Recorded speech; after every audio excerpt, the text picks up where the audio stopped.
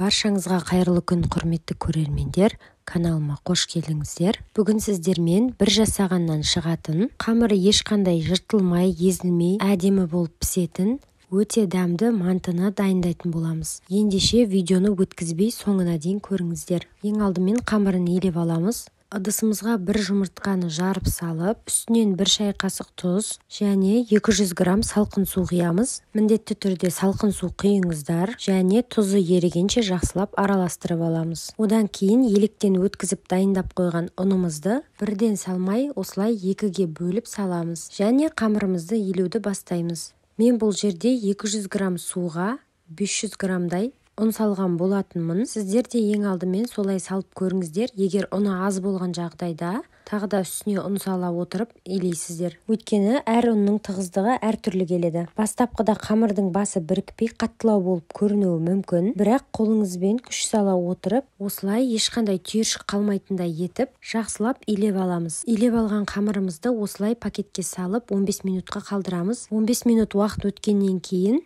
пакетімізден алып, дәл осылай қолымызбен басып илеп аламыз. Қамырымызды осылай екіге бөліп, тағы да пакетке салып 15 минутқа демалдыруға қалдырамыз. Оған дейін біз мантымыздың салмасын дайындайтын боламыз.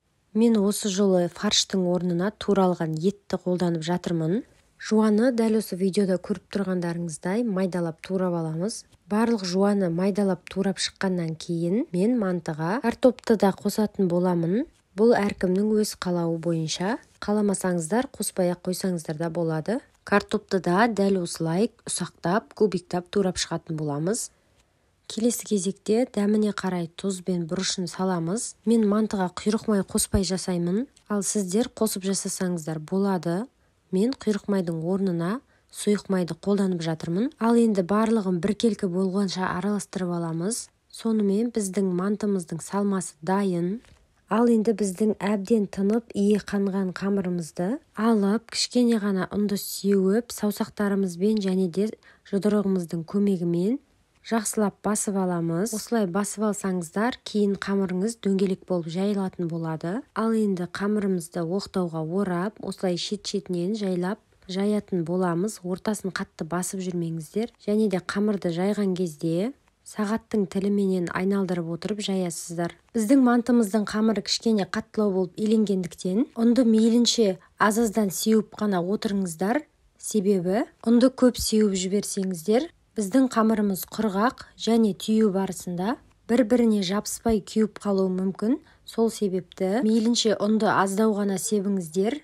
Қамырдың шеті қалың, ортасы жұқа болып қалмас үшін қамырдың осылай екі шетін қайырып жайсаңыздар болады. Осылайша біз мантымыздың қамырын қатты қалың да, тым жұқа да қылмай әдемілеп жайып алдық. Енді өздеріңіздің қалауларыңыз бойынша қамырды төртбұрышты етіп кесіп шығасыздар. Құрметті менің көрермендерім, қазақ тілді осындай YouTube каналдың дамуына аз да болсын өз үлесіңізді қосып, видео ұнаса лайк басып, комментарий бөліміне өз пікіріңізді қалдырып, подписация батырмасын басып қойыңыздар. Ал енді біз қамырларымызға бір ас қасықтай салмамызды салып шығамыз. Және де барлығымыз білетіндей бұрыштарын бір-біріне жабыстырып, осылай түйіп шығамыз.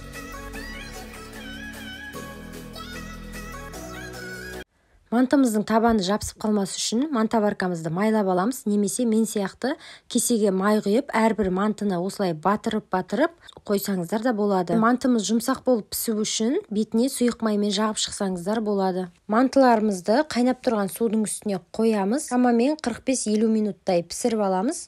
Баршаңызға ас болсын.